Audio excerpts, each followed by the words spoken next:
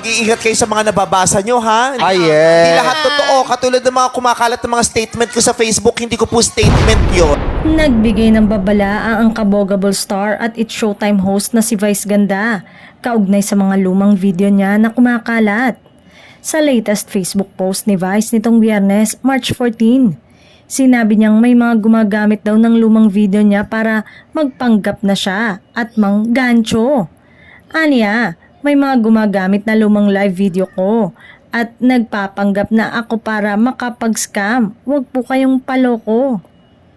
Tanging verified accounts ko lamang po ang official at tunay na ginagamit ko. Kung may kahinahinalang activity mula sa non-verified accounts na ginagamit ang aking pangalan, i-report agad, mag-ingat at maging mapanuri. Matatandaan na kamakailan lang ay may isang art card din na lumutang kung saan mababasa ang pahayag umano ni Vice tungkol sa mabuting naidulot ng gera kontra kay dating Pangulong Rodrigo Duterte sa Pilipinas. Ngunit kalaunan ay pinabulaanan din ng Kabogable star ang naturang pahayag at sinabing huwag itong paniwalaan. Samantala, nahaharap nga ang mga Showtime host sa controversial simula ng hulihin ng dating president na si Rodrigo Duterte.